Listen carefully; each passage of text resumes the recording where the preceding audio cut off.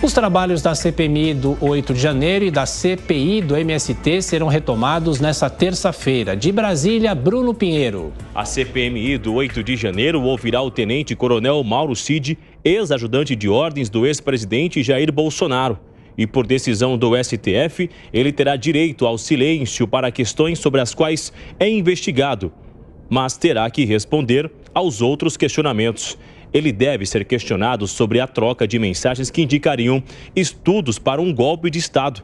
Além disso, os deputados e senadores, eles também devem perguntar sobre qualquer ligação, direta ou indireta, de Cid e do ex-presidente com os atos do 8 de janeiro.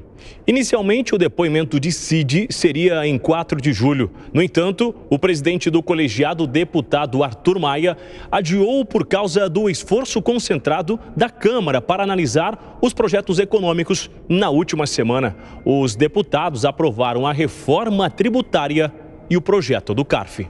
Em sua última sessão, em 27 de junho, o colegiado ouviu o coronel do Exército Jean Lawande Júnior sobre conversas que manteve com Cid após as eleições de 2022. As mensagens sugerem um pedido de um golpe de Estado para impedir a posse de Lula. Cid está detido há mais de 70 dias, logo após ser alvo de operação da Polícia Federal e que investiga a inserção de dados falsos em cartões de vacinação contra a Covid-19. Já na Câmara, a CPI que investiga a atuação do Movimento dos Trabalhadores Sem Terra irá analisar nesta terça-feira um requerimento que convoca o ex-ministro-chefe do Gabinete de Segurança Institucional, o general Gonçalves Dias, e que deixou o cargo no dia 19 de abril após imagens serem divulgadas. O requerimento de convocação é do relator da CPI, o deputado Ricardo Salles, e de acordo com o parlamentar, o ex-ministro deverá esclarecer sobre ações da Agência Brasileira de Inteligência no monitoramento de invasões de terra ocorridas durante o atual governo. A CPI do MST também irá analisar requerimentos que solicitam a presença do ministro-chefe da Casa Civil, Rui Costa, para esclarecimentos sobre medidas de reintegração de posse de terras invadidas durante o terceiro governo do presidente Lula. Bom, e para comentar as notícias do dia, além de Cristiano Beraldo, que já participou do Jornal da Manhã, nós temos Luiz Felipe Dávila, Diogo Schelp. Diogo, começando por você, são pelo menos duas questões, né? Saber se Mauro Cid vai falar hoje, vai dar alguma informação, alguma declaração, já até há uma expectativa. A Soraya Tronic, a senadora, inclusive, fala que ele poderia fazer uma delação premiada para ajudar a CPMI, mas também essas duas CPIs vão esfriar, né? Porque semana que vem já não tem mais trabalho no Congresso. Com certeza, Tiago, bom dia a você, Paula, Dávila, Beraldo, bom dia a todos. Mauro Cid vai ser pressionado, obviamente, pelos governistas, pelos integrantes governistas da CPI, porque ele é, de fato, uma figura-chave aí para entender os fatos que antecederam os atos de 8 de janeiro. A gente não consegue entender o que aconteceu em 8 de janeiro, como se chegou àquele ponto em que uma multidão de pessoas tentou invadir, invadiu literalmente, né, os prédios dos três poderes e provocou aquele quebra-quebra. O Mauro Cid, ele terá pelo menos duas perguntas importantes para responder, né, que são cruciais. Elas se referem basicamente, primeiro, às conversas que ele mantinha com militares e outras pessoas que pediam golpe, inclusive pediam a ele que fizesse pressão sobre o presidente Jair Bolsonaro para que tomasse uma atitude contra a ordem institucional, mas principalmente sobre o roteiro de golpe de Estado que ele guardava no celular, que foi encontrado pela Polícia Federal. É preciso saber, e ele precisa responder, quem elaborou esse roteiro de golpe que previa, entre outras coisas, a realização de novas eleições, substituição de ministros do STF, quando ele recebeu isso, enfim, todo o contexto de elaboração desse roteiro de golpe de Estado, digamos assim, a que se destinava. São perguntas objetivas que ele certamente conhece, né, porque ele mantinha esse conteúdo no seu celular, de onde ele recebeu e tudo mais, e deve-se evitar que se tente ir para outros caminhos, outros temas aí que nos quais ele está enrolado, mas que não dizem respeito à CPI. Por exemplo, a questão das joias sauditas, a questão dos cartões de vacinação, são temas que estão afetando o Mauro Cid, mas que não têm relação direta com a CPI, que pode-se evitar entrar nesses assuntos justamente para não dar justificativa de que a presença dele lá não é necessária. Agora, Dávila, como o depoimento de Mauro Cid deve agregar na CPMI dos atos do dia 8 na sua análise? Bom dia, Paula, Bom dia. Tiago, Chelp, Beraldo e toda a nossa audiência da Jovem Pan.